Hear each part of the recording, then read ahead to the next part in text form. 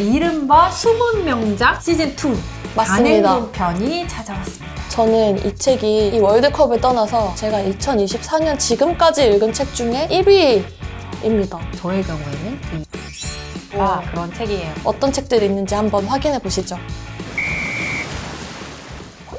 안녕하세요 선생님들, 민음사 해외문학팀 박혜진. 해외문학팀 김민경입니다.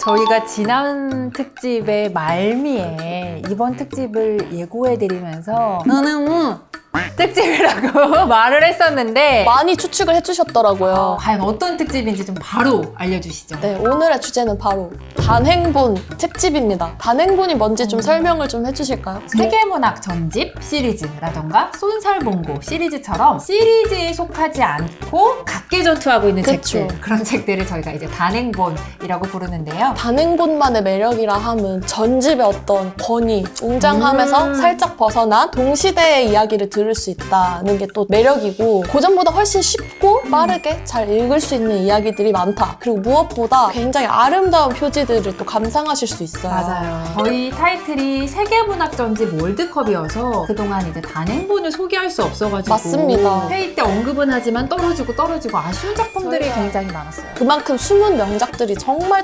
많은데 이번에 소개를 왕창 해드릴 수 있게 돼서 진짜 기쁩니다. 그리고 이게 사실 언젠가는 또 세계문학 전집에 실릴, 그쵸, 팀장님 컨펌만 내려오면 언제든지 실릴 수 있는 그런 책들이잖아요. 그러니까 이른바 숨은 명작 시즌2 맞습니다. 단행본 편이 찾아왔습니다. 정말 개인적인 사심으로 진짜 그냥 재미있게 읽은 책만 가져왔으니까요. 어떤 책들이 있는지 한번 확인해 보시죠.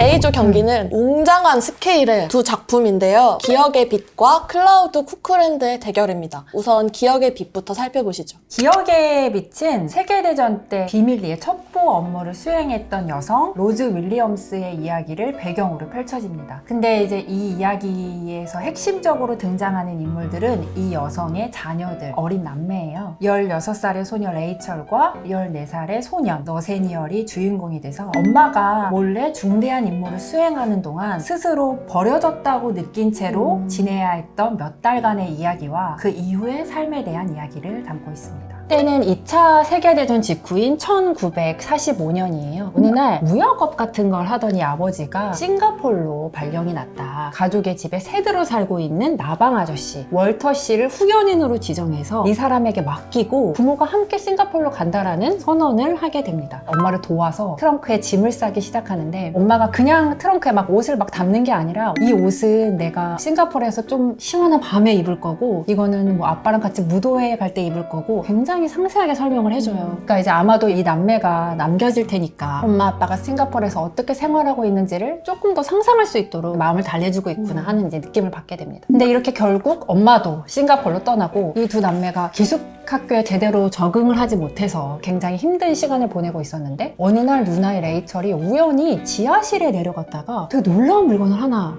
발견하게 돼요. 근데 그 물건이 뭐냐면 엄마가 싱가포르에 가지고 간 그 트렁크인 거예요. 그리고 그 트렁크 안에는 엄마가 그렇게 이야기를 하면서 담았던 물건들이 그대로 들어있어. 그래가지고 이제 나방 아저씨에게 해명을 막 요구하는데, 나방 아저씨는 이렇게 놀라지도 않고 그래 엄마 가방이 여기 있지 라고 하면서 마치 알고 있었다는 듯이 대꾸를 하는 거예요. 사실 트렁크를 발견하기 전까지 이 남매가 가지고 있는 감정은 부모에 대한 그리움, 사실 단순하고 명확한 감정이었어요. 근데 이 트렁크를 발견한 날부터 이 남매는 내가 안전하지 않다, 내가 모르고 있는 사실이 있다, 버림받았다고 생각하죠. 그쵸. 불안한 시간들을 보내게 됩니다. 근데 이때 이제 부모의 부재를 채우는 것들이 이제 등장을 하기 시작을 해요. 바로 낯선 사람들인데요. 아까 그 왜 후견인인 나방 아저씨가 있다라고 얘기했었잖아요. 이상하게 엄마 아빠가 떠난 후에 이 아저씨가 집으로 막 자기 친구들을 불러들이는 거예요. 예를 들면 개 경주에 완전 미쳐서 개를 밀수하는 화살이라는 아저씨, 그리고 분명히 그 사람의 연인이라고 하긴 하는데 어울리지 않는 민족지향자 올리브, 그리고 뭐 되게 뭐 독특한 기술을 가진 뭐 양봉업자처럼 독특한 직업세계를 가진 사람들이 몰려드는 와중에 이 낯선 사람들이 분명히 남매를 보호해주는 것 같기는 한데, 엄마처럼, 그리고 엄마에 대해서 말을 하지 않다 보니까 매번 그 안전하지 않다라는 느낌이 수시로 엄습해보는 거예요. 근데 이때 이 남매한테 이 상황을 대처하는 어떤 방식이 있었어요. 자기가 안전하지 않다는 사실을 받아들여야 될 때, 그리고 위험을 감지했을 때 인용부호를 하면서 자기들끼리 입으로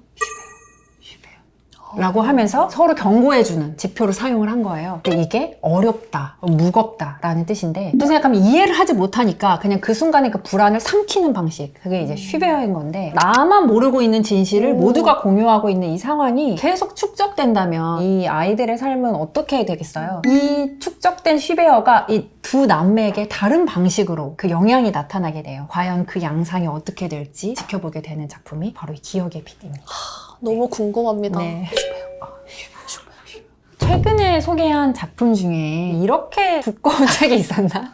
라는 생각이 들었는데 그러니까 이게 사실 벽돌책 특집에 들어갔어야 하는 책인데요. 클라우드 쿠쿠랜드가 이렇게 두꺼운 데는 다 이유가 있습니다. 바로 700년 동안 하나의 책을 둘러싸고 각기 다른 시공간에서 펼쳐지는 5 주인공들의 이야기여서 한쪽 1년인가요? 거의 그렇습니다. 그래서 가장 먼저 펼치면 첫 장에는 22세기 우주선 안이 배경인데요. 10대 소녀 콘스턴스라는 아이가 나오는데 이 세상의 모든 책을 모아놓은 미래 도서관을 이렇게 보고 있어요. 거기서 뭔가를 계속 보고 절박하게 나와서 현실에서 종이에 뭔가를 계속 쓰고 있는 거예요. 이 소녀에게 과연 무슨 일이 있었는지, 뭘 본 걸까? 왜 이 넓은 우주선 안에 혼자만 남아있는지 그런 이야기가 펼쳐지고 2020년을 배경으로는 미국의 아주 조그만한 시골 도서관에서 80대 할아버지 진호가 클라우드 쿠쿠랜드라는 연극을 마지막으로 꼬마애들이랑 리허설을 하고 있어요. 그런데 그 바깥에 주차된 차 안에 10대 소년 시무어가 폭탄을 터뜨리기 직전인 긴박한 상황인 거예요. 여기까지 두 번째 시점. 그리고 나서는 또 시간을 더 거슬러서 15세기 콘스탄티노플이 나오는데요. 수도원에 살고 있는 고아 안나가 나와요. 완전히 까막눈이고 퍼들의 일만 돕는 그런 안나인데 우연한 계기로 그리스어를 배우게 됩니다. 그리스어를 배우니까 갑자기 수도원에 있는 모든 문자들이 그림이 아닌 글로 보이기 시작하는 거죠. 그리고 그 바깥에는 이 성을 깨부수러 왔다. 대포를 몇 년째 만들고 있는 오스만 군이 있어요.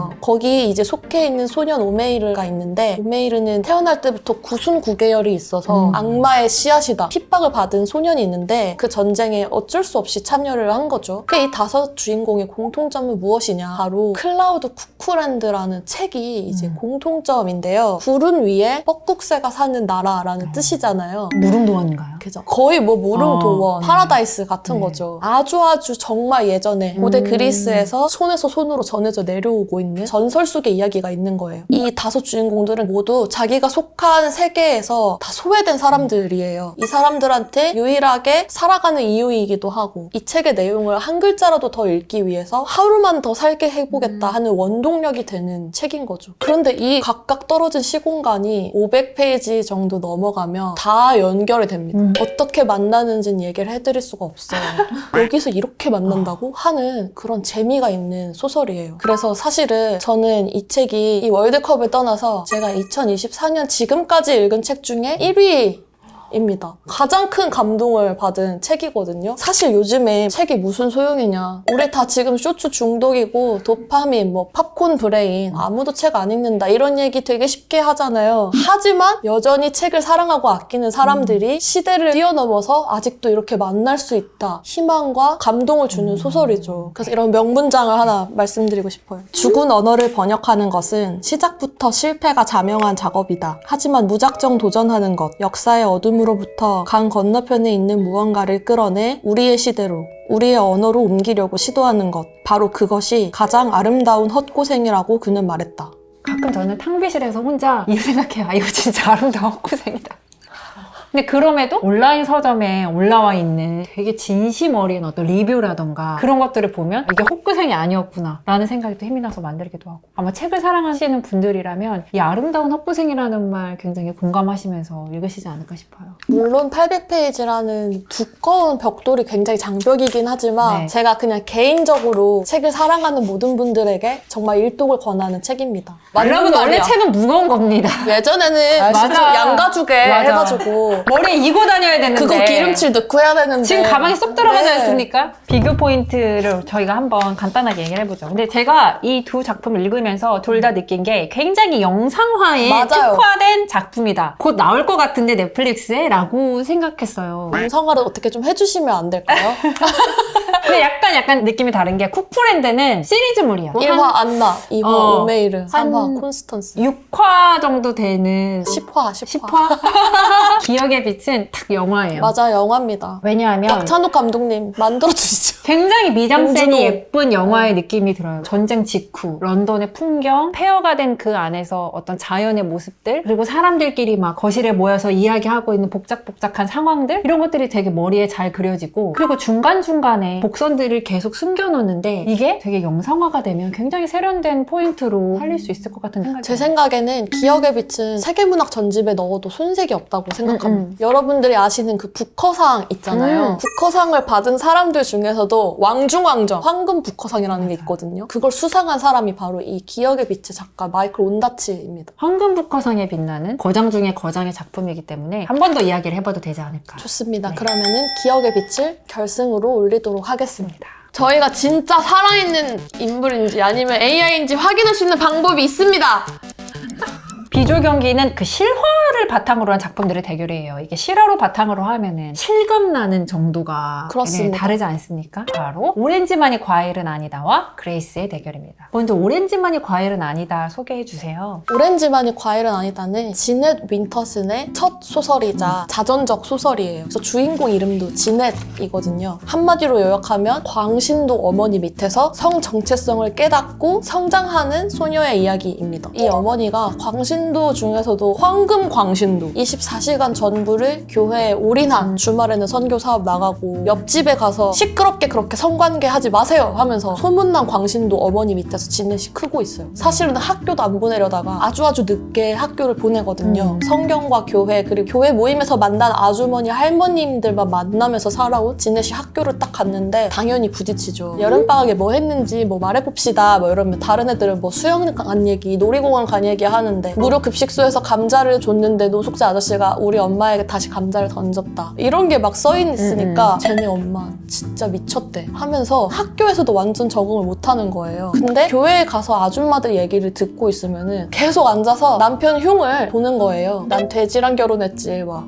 이런 식으로. 그래서 지넷이 아줌마 근데 왜 돼지랑 결혼했어요? 그러니까 결혼해보기 전에 돼지인지 모른단다 막 이런 얘기를 하면서 나는 대체 어디에 속하는가 하면서 살아오다가 갑자기 길에서 우연히 만난 멜라니에게 반하면서 쨍그랑 세계가 깨지게 됩니다. 그래서 나는 진짜 내가 원하는 게 뭔지 알았고 내가 살고 싶은 삶은 이 두 세계 전부 다 아니야 라는 걸 깨닫는 소녀의 이야기입니다. 근데 되게 쉽지 않았겠어요. 엄마 때문에. 어머니가 얼마나 미쳤냐면 성모 마리아가 동정녀잖아요. 그게 너무 부럽고 도전해보고 싶었던 거예요. 나도 성모 마리아처럼 할 수 있어 해서 사실 지넷은 입양해 온 애기인 거예요. 그걸 깨닫자마자 지넷은 그러면 이 집에는 사랑이라는 것이 아예 없구나. 오직 교회, 신만을 향해 살아가고 있는 이것이 과연 옳은가? 탄생부터 잘못됐다는 걸 느끼죠. 그리고 두 소녀의 순수한 사랑이 결국에는 들키는데요. 어머니가 지넷만 방에 가둬가지고 매일매일 지넷 방 밑에 1층에서 다 교회 사람들이 기도를 하고 있는 거예요. 지넷 몸에 들어간 사탄 제발 쫓아보내주세요 하면서 거의 제정신으로 살아갈 수 없는 상황이죠. 그런데 이런 모든 과정들이 언뜻 굉장히 진지하고 혼란스럽고 무거울 수 있지만 지넷 윈터슨 특유의 문체로 굉장히 가볍고 코믹하게 쓰여 있습니다. 지넷 윈터슨이 이런 얘기를 했어요. 되게 도발적인 작가인데 내가 바로 차세대 버지니아 울프다. 보통 그런 말은 남들이 해주는데. 본인이 스스로 접니다. 나다. 차세대 버지니아 울프. 그런 위트 있고 당당하고 도발적인 캐릭터가 그대로 녹아있는 책이기 때문에 생각보다는 재미있게 읽으실 수 있어요. 지넷이 어린 시절을 회고하면서 마지막에 쓴 문장을 한번 읽어드리고 싶습니다. 나는 이곳에 결코 있지 않았으나 나의 모든 부분들이 내가 한 그리고 하지 않은 모든 선택들과 함께 흐르며 한순간 서로 스치게 될 가능성이 있다. 시간에 있어 나는 앞으로 나아가지도 뒤로 후퇴하지도 않았다. 시간을 가로질러 나였을 수도 있었던 사람으로 간 것이다. 너무 멋진 말이죠. 이거 쓰고 야 차세대 버지니아 울프 바로 나다 생각했을 거예요 아마. 첫사랑을 회고하는 문장 중에 가장 아름다운 문장 중 하나인 것 같아요. 네. 우리끼리 감탄해. 그 다음에 민음사 출판 그룹에서 가장 사랑하는 작가, 노벨 문학상 받기를 가장 원하는 작가 1위 에투드의 그레이스에 대해서 한번 살펴볼까요? 에투드의 작품 중에서 페이지 터닝이 잘 되기로 말하면 또 이 그레이스만한 게 없죠. 이 작품은 그러니까 실제 있었던 살인 사건을 바탕으로 그 용의자였던 그레이스의 삶을 상상을 더해서 추적해가는 이야기예요. 근데 이제 이 실제 사건은 이래요. 1843년 7월 캐나다 토론토 근처에서 한 살인 사건 사건이 발생을 하는데 용의자가 한 집에서 일하던 남자 하인과 하녀인 거예요. 그리고 그 살해당한 사람은 가정부와 집 주인, 중년 남성인데 그 용의자 중 한 명, 하녀인 그레이스가 굉장히 아름다운 외모를 지닌 16살도 채 되지 않은 소녀였다는 점. 이것이 이 사건을 아주 뜨거운 감자로 만드는 것이었습니다. 굉장히 여러 가지 추측이 난무하는 가운데 이 남자 하인은 교수형에 처해지지만 그레이스는 젊고 나약하고 어리석은 여자일 뿐이다 라는 이유로 종신형을 받고 이제 교수형을 면하게 됩니다. 근데 이제 이 소설은 그레이스가 수감된 지 16년 후를 가정하고 있습니다. 근데 이때 그레이스의 사면을 주장하는 움직임이 사회 속에서 생겨나게 되고 그걸 돕기 위해서 정신과 의사인 사이먼 조던이 정말 이제 어린 시절부터 이제 그레이스의 얘기를 듣게 되면서 과연 그레이스가 하는 말이 진짜인지 아닌지 점점 더 미궁에 빠지게 되는 그러한 이야기를 담고 있습니다. 이 작품에서 되게 중요하게 쓰이는 모티프 중에 하나가 사과예요. 사이먼 조던이라는 의사가 처음 그레이스를 찾아올 때 몰래 호주머니에 사과 하나를 넣어가지고 오거든요. 그리고 이제 그레이스를 만날 때 이걸 줘요. 먹으라고. 근데 이제 그레이스가 사과를 먹지 않아요. 그리고 이제 이렇게 얘기하죠. 저는 개가 아니에요. 라고 얘기해요. 사실은 너무 배고파. 왜냐면은 먹을 게 여의치가 않으니까. 먹고 싶은데 경계를 하면서 이제 기싸움을 한 거예요. 그 이유는 이제까지 그레이스를 찾아온 남자가 이 사람만은 아니었던 거예요. 뭐 종교인도 찾아오고, 뭐 기자도 찾아오고, 학자도 찾아오고, 많은 사람들이 그레이스를 도와주겠다고 찾아왔었거든요. 근데 정작 찾아와서는 마치 이렇게 뭐 자두 하나를 들어 올리는 것처럼 그레이스에 대해서 살펴보고, 뭐 질문도 하고, 뭐 훑어보고 관찰도 하고는 그녀를 도와주려고 하는 자기 자신이 심취해서 돌아가는 걸 여러 번 봤던 거예요. 그래서 난 누구의 자두도 되지 않을 것이다 라는 이제 의지로 사이먼 조던이랑 기싸움을 펼쳤던 거죠. 이 작품의 말미에 그레이스가 이제 도던에게 쓰는 편지가 나오는데 편지 내용을 조금 읽어드리고 싶은데요. 성서에서는 나무들이라고 하지 않고 생명의 나무와 선악과 나무 이렇게 두 개의 다른 나무가 있다고만 하죠. 그런데 제가 생각하기에는 나무가 한 그룹뿐이고 생명의 열매와 선악과는 같은 거예요. 그걸 먹으면 죽지만 먹지 않아도 죽기는 마찬가지예요. 먹으면 좀 더 유식하게 죽는 거죠. 그런 식이 되어야 인생살이와 더 맞아떨어지는 것 같아요. 선생님께만 드리는 말씀이에요. 이게 정설이 아니라는 건 저도 알아요. 그러니까 이런 이분법, 선악과와 생명의 열매라는 이분법은 사실 이제 당대의 여성들을 판단하는데도 그대로 적용되는 기준이었던 그쵸. 거예요. 성녀냐 아니면 악녀냐 그쵸. 둘 중에 하나인 거죠. 과연 얘가 진짜 악랄한 살인자냐 아니면 무고한 희생양이냐. 굉장히 사실 이 사람이 살아온 환경은 복잡하고 먹지 않아도 죽기 마찬가지인 게 그 당대 여성들의 삶인데 계속 이거를 이제 재단하고 판단하는 사람들은 사실은 그 삶과 무관한 엘리트 남성들의 역할이었던 거죠. 그러니까 당대 하층민이자 여성으로 살아야 했던 모든 여성들의 삶, 그것을 이제 모자이크처럼 그려나가면서 과연 그 미스테리의 진실은 있는 것인가? 라는 질문과 맞닥뜨리게 하는 그레이스라는 소설입니다. 정말 페이지 터닝이 잘 돼요. 진짜 재밌어요.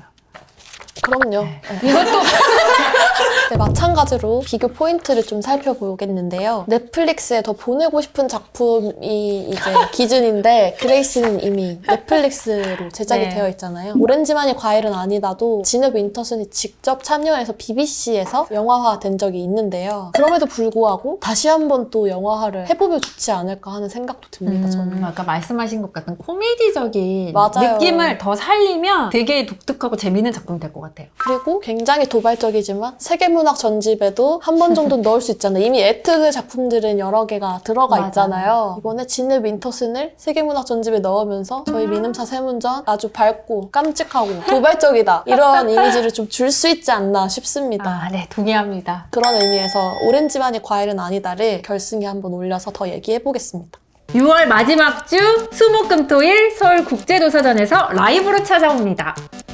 그거 섭취하시기로 하신 거 아니에요? 이제 마지막엔 뭐라고 말해요?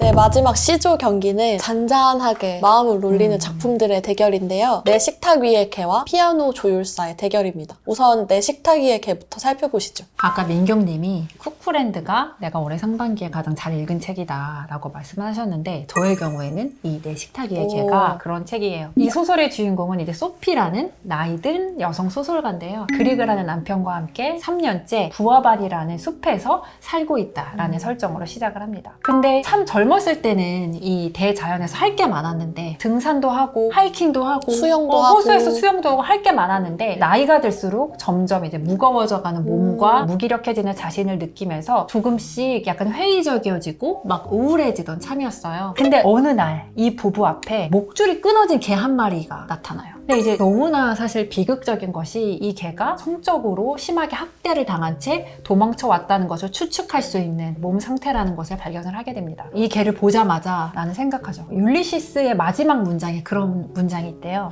그렇다. 나는 yes라고 말했다. 나는 동의할 것이다.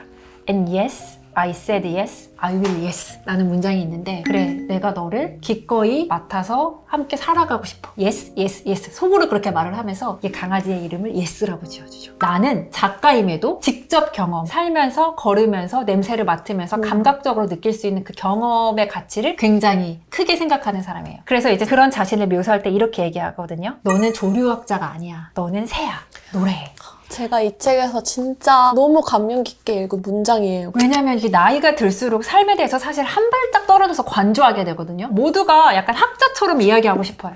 이제 너는 조류학자가 아니야. 새야. 노래해. 라고 스스로에게 얘기하는 거죠. 이렇게 자기에게 얘기하면서도 한편으로는 의문을 갖고 있죠. 내가 이제 한창 때가 다 지내버렸는데 직접 경험에 뛰어들 수 있을까? 그쵸. 근데 이제 이 예스가 나타나서 바로 직접 경험의 끝판왕, 사랑이 뭔지 처음부터 다시 가르쳐주는 거예요. 그런 장면을 한번 이야기해드리고 싶어요. 그리그와 소피는 원래 각방을 쓰고 있었어요. 근데 처음에 예스가 나타났을 때 그렇게 큰 관심을 보이지 않았던 남편이 예스가 밤마다 불안해서 짖고 또 이제 누가 찾아올지 모른다는 생각이 드니까 남편이 이제부터 우리 셋이 같이 자자. 안 되겠다. 좀 지켜줘야겠다라고 하면서 같이 자자고 제안을 해요. 근데 아까 말씀드렸다시피 이 부부는 막 소비 생활을 하는 부부가 아니잖아요. 제로 웨이스트잖아요. 그렇죠. 그래서 이제 쿠팡에 침대를 주문할 수가 없는 거예요. 쿠팡이 올 수도 없는데 살고 있죠, 사실은. 올 수도 없는데 살고 있는 거예요. 근데 이 부부가 신문을 구독해. 그래서 그 신문이 구독한 신문이 3년치가 이렇게 쌓여 있었던 거예요. 그래서 가로 200, 세로 200 어마하게 큰 크기의 패밀리 사이즈. 패밀리 사이즈의 침대를 그 신문지로 이제 만들기 시작을 합니다. 그리고 이제 그날 밤 가운데에 이제 내가 누워요. 왼쪽에 남편 그리고 이제 오른쪽에 예스가 눕게 되죠. 근데 이제 그날 밤에 정말 몇십 년 만에 누구랑 같이 자니까 잠이 안 오죠. 처음에는 오랫동안 잊고 있었던 어떤 남편의 육체, 몸이 이제 가까이서 온기가 느껴지는 게 순간 울컥하고 이제 북받치는 느낌이 들어서 잠을 못 이루고 또 한편으로는 옆에서 예스가 계속 또 낑낑거리면서 짖는 거예요. 또 그게 신경 쓰여서 잠을 자지 못하거든요. 근데 이제 눈을 떴는데 남편이 있던 자리에 예스가 있고 예스가 있던 자리에 남편이 있어요. 그러니까 밤새 둘이 엎치락뒤치락 한 거예요. 근데 저는 이 헝클어진 침대, 이 침대를 딱 보여주는 그 장면이 어쩔 수 없이 엉클어지는 종의 경계와 그 사이에서 서로 한없이 편안한 따뜻하고 나른한 어떤 사랑의 장면을 딱 보여주는 것 같아서 굉장히 인상적이었어요. 우리가 나이가 들수록 저는 벌써부터 느끼거든요. 사랑이 좁고 깊어져요. 점점 더 내 친구, 내 사람, 그리고 내 가족, 그 안에서는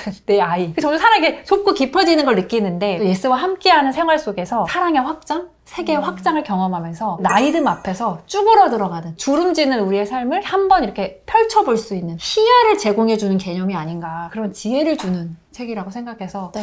저는 굉장히 되게 묵직하고 따뜻하게 이 책을 맞아요. 읽었어요. 특히 저희 엄마가 생각이 많이 나더라고요. 왜 엄마 얘기하는데?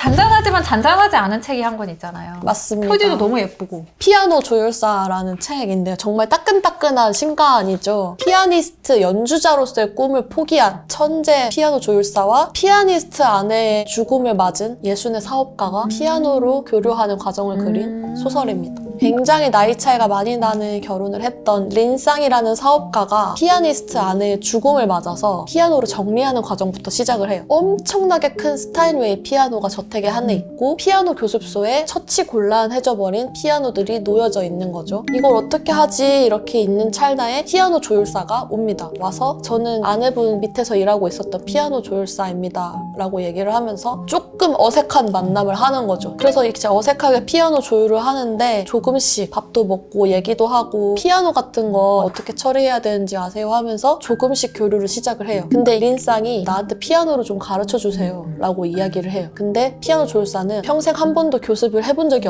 없어요. 자기의 의지로. 그래서 그럴 게 아니고 선생님 제가 가르쳐드릴 순 없고 중고 피아노 사업을 한번 해봅시다 하면서 둘이 같이 피아노를 보러 뉴욕으로 떠납니다. 근데 이제 줄거리를 길게 설명을 해드리는데 사실 이 책은 시간을 쫓아가기보다는 문장과 문장 사이의 호흡 그리고 마치 들려오는 듯한 그 피아노 선율, 분위기, 온도와 습도 속도를 즐기는 되게 스타일리시하고 감각적인 소설이에요. 굉장히 많은 클래식 음악들이 나오는데요. 드비시, 슈베르트, 바흐, 라흐마니노프 같은 클래식 음악을 함께 읽으면서 들으면 더욱 멋진 소설이고 피아노 조율사가 무엇인지에 대해서 이제 정의를 내리고 있는데요. 피아노와 연주자가 부부라면 피아노 조율사는 부부 상담을 해주는 상담가라고 이야기를 해요. 그런데 아이러니하게도 연주자가 되지 못한 피아노 조율사는 결혼 생활을 해보지 않은 상담가인 거죠. 그래서 자기 직업에 묘한 자부심도 있고 우월감도 있지만 어쨌든 나는 연주자가 되기를 실패했어 하는 패배의식이 같이 엉켜 있어서 정말 묘한 심상을 자아내는데요. 세계적인 피아노 연주자들은 조율사를 꼭 데리고 다니는 거 혹시 아시나요? 몰랐어요. 피아노만 중요한 게 아니고 이 피아노를 내가 오늘 연주할 음악에 맞게 뭐 슈베르트면 슈베르트, 리스트면 리스트에 맞게 조율해줄 사람을 꼭 찾는 거예요. 그만큼 피아노 조율사는 연주도 당연히 잘해야 될 뿐만 아니라 그 모든 곡들을 다 이해하고 모든 피아노에서 어떻게 들릴지를 이해하면서 때로는 연주자의 마음도 달래주는 그런 복합적인 역할을 해야 되는 거예요. 전 들으면서 피아노 조율사라는 직업과 주관적으로 느끼는 편집자라는 직업이 되게 닮아있다고 생각했어요. 편집자라는 직업 딱 얘기했는데 모르시는 분들 되게 많아요. 굉장히 많아요. 아, 그러면 이런 일을 하고 있답니다 라고 하면서 자부심을 가지고 또 얘기하다가도 그러면 작가이신 거예요? 꼭 이렇게 특히 이제 등산할 때 만나시는 분들이 많이 물어봐.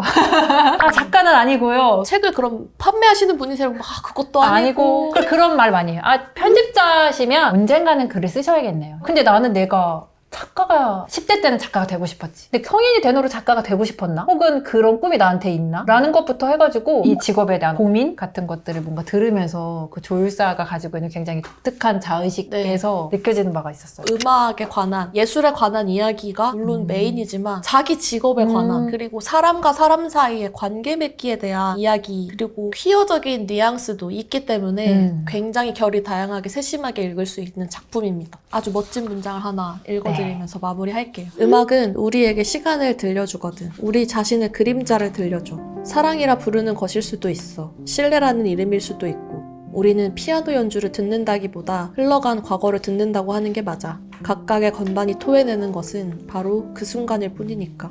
영원히 되돌아올 수 없지. 이런 멋진 문장들이 너무나 많은 아주 얇지만 묵직한 그런 소설입니다. 사실 조율사는 조율사로 돈을 크게 벌지를 못해요. 그것 또한 똑같네요. 저는 개인적으로 피아노 조율사가 정말 영상화에 딱 맞는 작품이라고 생각하는 약간 이유가 대만 그 영화 느낌 나요. 선율을 같이 들으면서 영상을 보시면 더욱더 좋지 않을까. 그리고 뉴욕에 간 장면에서 멋진 뉴욕의 쓸쓸한 가을 풍경들이 나오는데 그런 것들이 눈에 보이듯이 그려지면 참 좋지 않을까 하는 생각이 들어서 내 식탁이에게는 약간 다큐 재질이 있나죠. 약간 소설이지만. 그 독립영화제 재질이죠. 무주 산골 영화제. 산골 영화제 대상 수상작. 전주 영화제 그 영화보다 낯선. 그래가지고 밤 10시에 틀어줘요. 막 그러면 막 사람들이 막 다 이렇게 참 설명해드리기가 힘든 작품이죠. 근데 매혹되는. 그쵸. 네. 이 작품이 노화, 사랑뿐만 아니라 환경 파괴, 페미니즘 굉장히 다양한 주제에 묵직하게 다루고 있잖아요. 근데 그런 점에서 굉장히 또 파도 이야기가 또 계속 나오고 장면 이야기할 것들이 되게 많아서 내 식탁 위의 개를 결승으로 올려보고 싶은 욕심이 있습니다. 네. 개인적인 사심을 좀 담아서 내 식탁 위의 개를 결승에 올려보도록 하겠습니다. 편집이 전혀 안 된 버전으로 보실 수 있어요. 그쵸. 아니 그만 드디어 결승입니다. 엄마의 비밀을 파헤치는 기억의 빛. 엄마를 떠나서 나를 찾아가는 오렌지만이 과일은 아니다. 그리고 내 삶에 난입한 강아지 이야기, 내 식탁 위의 개. 이렇게 세 작품의 대결입니다. 어떠세요? 약간 기준을 선정을 해서 얘기를 해보면 어떨까 싶은데요. 네. 첫 번째로는 페이지 터닝이 되느냐, 얼마큼 쑥쑥 읽을 수 있느냐로 순위를 좀 정해보면 좋을 것 같아요. 기억의 빛은 세계대전, 첩보, 살인, 밀수 이렇게 큰 스케일 안에 계속 반전을 이끌어 나가는 작품이라는 점에서 페이지 터닝이 잘 된다는 장점이 있어요. 근데 이 반전이라는 단어를 약간 오해하시면 안 될 것 같은 게 보통 반전이 이렇게 평지에서 계속 이렇게 새로 다른 국면을 만나서 길을 만들어가는 느낌이라면 이 작품에서의 반전은 크레이프 케이크처럼 계속 이야기를 쌓아나가는 반전인 거예요. 내가 엄마에 대한 사실을 발견하고 알아갈수록 계속 어떤 반전이 생기지만 그 사실을 알기 전에 어떤 감정이 해소되거나 그 상처가 낫는 게 아닌 거예요. 미움, 그리고 연민도 있고 단맛, 신맛, 쓴맛, 좋은 기억, 나쁜 기억 그것들이 이렇게 한 입에 들어오는 느낌? 그래서 저는 기억의 빛에 페이지 터닝 점수를 준다면 8점? 10점 만점에 네, 10점 만점에 8점? 오렌지만이 과일은 아니다는 네. 사실 제가 가장 빨리 읽은 작품입니다. 우선은 너무 어렵지 10점 가져가나요? 않고 일단 제목이 오렌지만이 과일은 아니다? 이게 대체 무슨 뜻이지? 하면서 궁금해서 읽게 되잖아요. 네네. 오렌지야말로 유일한 과일이지. 어머니는 이렇게 말했다라고 하거든요. 당신도 어머니 인증을 받은 유일한 과일이 바로 오렌지인 거예요. 지넷은 처음에는 그래 오렌지가 정말 유일한 과일이야 나한테는 이렇게 별로 생각 없이 받아들이죠. 오렌지 껍질 갖고 놀고 오렌지 먹고 하다가 멜라니를 만나잖아요. 거기서 이런 대목이 있어요. 근데 너는 어쩌다가 그렇게 웃기는 이름을 갖게 됐어? 라고 하니까 얼굴을 막 붉히면서 말해요. 내가 갓 태어났을 때 멜론처럼 생겼대. 그래서 멜라니인 거예요. 드디어 오렌지가 아닌 과일을 만난 거죠. 그래서 제목 자체가 곧 스포인 것이죠. 굉장히 빨리 넘어가고 이 어린아이가 굉장히 웃긴 행동을 많이 해요. 멜란이라는 소리를 너무 사랑하는데 줄 게 없으니까 교회 묘지에 새 꽃다발 항상 놔두잖아. 그거 막 훔쳐가지고 막 주고 되게 엉뚱하고 발랄한 장면이 많기 때문에 저는 점수를 10점. 감히 10점을 주고 싶습니다. 그래서 기억의 식탁 위에 빛을 개는. 7점으로 조정할게요. 얘기 듣다 보니까 그래 이게 10이면 기억의 빛은 7. 내 식탁의 개는 솔직히 말하면 저는 페이지 터닝이 잘 되는 책은 아니라고 생각하거든요. 섬세한 어떤 문체의 떨림을 따라가는 작품이어서 되게 집중을 해서 읽어야 되고 그리고 어떤 관통하는 서사가 명확하게 있는 것이 아니라 맞아요. 5점 줄까요? 5점으로 갈까요? 그리고 두 번째로는 결말. 결말이 얼마나 재미있고 잘 마무리가 되는지 이런 얘기를 해보면 어떨까요? 기억의 빛은 그런 의미에서 10점입니다. 꼭 끝까지 읽어야 되는 소설 네, 중에 꼭 하나. 끝까지 읽어야 되는 소설이고 말 그대로 이게 기억의 빛이다 보니까 20대의 화자가 자기 10대 모습부터 해가지고 이제 회상을 하게 되는데 그때 내가 그냥 보아 넘겼던 엄마의 모습들이 있어요. 예를 들면 엄마가 항상 가디건을 입고 있어요. 근데 엄마가 좀 추워서 그런가 부끄러워서 그런가 했는데 그 엄마 가디건을 벗으면 문신이 칼이 찔린 자상이 있어요. 아... 첩보 엄마와 관련된 상처였던 거죠. 앞에서 빌드업했던 조약돌처럼 주워 모았던 이야기들이 뒤에 가서 하나의 얼개로 펼쳐지는 모습들이 재미있는 대목이어서 기억의 빛에는 10점을 주고 싶습니다. 저는 오렌지의 결말에 대해서는 사실은 이 숨막히는 어머니 밑에서 둘의 관계는 어떻게 될까 하는 것들이 충분히 짐작이 가능합니다. 그러나 성인이 된 지넷이 나의 선택을 회고하면서 마지막에 하는 문장들이 제가 꼽는 진짜 최고의 문장들이 많아요. 그런 점에서 조금 보정을 해서 8점 정도라고 얘기를 해드리고 싶어요. 그리고 내 식탁 위의 개는 저는 사실 이 책 끝까지 읽은 분한테 꼭 물어보는 질문이 그 결말에 대한 네. 질문인데 저는 사실 조금 저의 호불호를 떠나서 이해가 안 되는 면이 있었어요. 우리가 이 책을 시작했을 때 기대하는 결말이랑은 살짝 다를 수 있다라는 생각을 하거든요. 왜냐면 사실 이 책을 처음 보신 분들은 되게 따뜻한 에세이로 생각하실 수도 있을 것 같아요. 일단. 서로가 마음을 열어가는 근데 분명 어떤 서정적이고 따뜻한 이야기들이 있음에도 불구하고 이 책의 결말은 제가 느끼기에는 굉장히 현실적이고 이 작가는 제가 생각하기에 위로를 해주는 작가는 아니고요. 용기를 주는 작가예요. 점수로 치면 몇 점 정도 주실 수 있을까요? 저는 8점. 동의합니다. 네. 마지막으로 가장 중요한 기준이 남았는데요. 바로 매력! 줄거리나 결말로는 꼬집어 말할 수 없는 우리의 개인적인 호감 점수를 좀 매겨보려고 해요. 이 점수를 좀 다 더하면 어떻게 되는 거죠? 기억의 빛이 17, 오렌지가 18, 걔가 13점입니다. 13점? 계산하지 말고 마음이 시키는 대로 내 식탁 말씀하세요. 위의 개에 50점을 주고 있으면 그렇게는 안 돼. 수련회 무슨 장기자랑도 아니고. 근데 저도 사실 그래요. 정말 멋있었다. 우리 사심을 담아서 20점으로 할까요? 셋 중에 먼저 읽어야 된다고 하면 식탁 위의 개를 저는 고를 것 같아요. 이 작품의 훅이 자전성이 들어갔다는 점에 있는데 그 자전성이 노인이면서 또 여성이면서 자본주의를 자의적으로 등진 화자가 갖고 있잖아요. 근데 그 시선을 주는 그 독특함이 있어요. 그래서 이 작품이 사실 이제 페미나상을 탄 작품인데 페미나상이 프랑스의 권위 있는 문학상인 콩쿠르상이 제정된 그 다음 해에 만들어진 상이에요. 왜냐면 콩쿠르상의 심사위원들이 다 남자였던 거예요. 그래서 이런 게 어딨어 하면서 이제 페미나상은 모든 심사위원들을 다 여성으로 해서 이제 만든 상인데 페미나상이 제정된 이유와도 사실 맞닿는 독특한 시선이 주는 통찰 있잖아요. 되게 드물게 좋은 책을 읽었다라는 느낌이 들었어서 제 사심픽은 내 식탁 위의 개입니다. 아주 종이 한 장의 차로 그러면 최종 우승은 3위를 달리고 있다가 개인 호감에서 압도적 점수를 얻은 내 식탁 위의 개가 차지했습니다. 예스. 자, 이렇게 세문전 월드컵 20명작 2 단행본 특집을 해봤는데요. 뭐 어떠셨어요? 오늘 근데 사실 선정한 작품들이 다 좋았기 때문에 오히려 저는 좀 너무 어려웠어요. 뭔가를 떨어뜨리고 올려야 한다는 것도 힘들었고 세 문자 월드컵은 이번 특집에 못하면 다음 특집에 넣지 뭐 이런 느낌이 있었는데 이거는 지금이 아니면 안 돼. 달리는 기차를 내가 꼭 잡아야 돼 하는 절박한 심정이 있었어요. 그래서 만약에 나중에 기회가 된다면 다른 단행본들도 진짜 좋은 게 많으니까 또 소개해드릴 수 있는 시간이 있었으면 좋겠다 하는 생각이 듭니다. 오늘 어떠셨나요? 유독 긴장을 많이 하셨더라고요. 왜냐하면 사실 이게 세문전은 세문전이 주는 권위가 있잖아요. 맞아요. 그래서 사실 저희가 그 권위에 기대서 살짝 이렇게 숟가락 얹어서 갈 때도 있는데 이 책들은 각각 매대 위에서 각계 전투를 하고 있잖아요. 맞습니다. 근데 이 각계 전투를 하고 있는 이 책들의 목소리를 잘 전달을 해드리지 못하면 이 아이들이 점점 밀려서 매대 밑으로 들어갈 것 같은 느낌이 드는 거예요. 그래서 어떻게든 좀 해드려야겠다 생각이 들어서 진짜 막 밤에 막 이렇게 막 노력을 해봤는데 이 책이 갖고 있는 문체의 매력, 말맛 이런 것들은 다 전해드릴 수가 없어서 꼭 한번 직접 읽어보셨으면 좋겠다는 생각이 들어요. 오늘도 세문토토 진행되고 있으니까요. 선생님들만의 우승작 그리고 앞으로 해봤으면 좋겠는 재미있는 주제들 댓글로 많이 남겨주시고요. 그러면 저희는 다음 이 시간에 더 알차고 재미있는 특집으로 찾아오겠습니다. 안녕. 이렇게 합시다. 처음을 저희가 진짜 실존하는지 확인할 수 있는 방법이 있다고요? 둘째, 세문전 라이브 합니다. 셋째, 어디서 하나요? 서울국제도서전 6월 20. 우리 숙제가 안 돼. 첫 번째는 제가 할게요. 따라갈게요. 그 다음에 네. 두 번째, 세 번째는 세문전 라이브 합니다. 어디에서? 하고 끝나고 세 번째는 서울국제도서전 코엑스에서 하는데 6월